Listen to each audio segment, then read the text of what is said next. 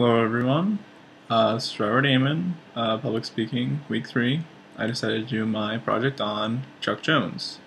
Now, Chuck Jones is many things. He's a cartoon artist, a producer, director, but above all, he's an animator, and he's an animator who changed the perspective of many cartoonists and animators during the time with his style of animating.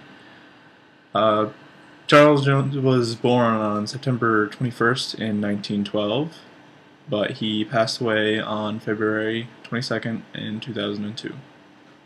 He directed some of our most beloved characters, such as Bugs Bunny, Daffy Duck, and created his own, like Roadrunner, Wile E. Coyote, and Marvin the Martian, among many, many others.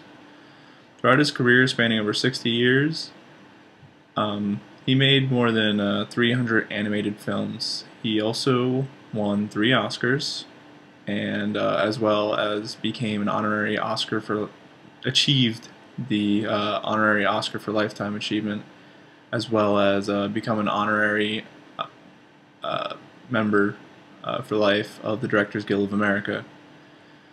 Now, Chuck Jones' style of animation was more or less a parody of Walt Disney's. It was still its own animation, but it was his own, and it emulated Walt Disney's to an extent.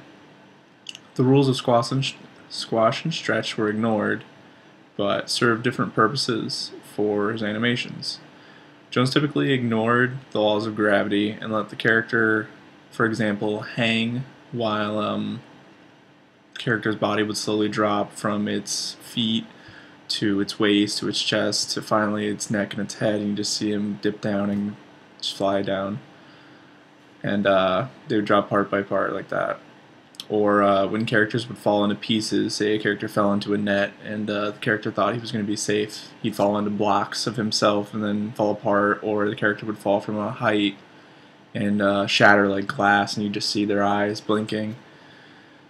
He really pushed the boundaries of animation and really took his animations to the limits by ignoring the typical laws of physics and everything else he could. He uses every part of the character. For example, again, there's one animation where Daffy is talking to Elmer Fudd, and Elmer shoots him, and Daffy's bill spins around his head and ends up on the side of his head. So he didn't stick to a traditional, again, laws of everything.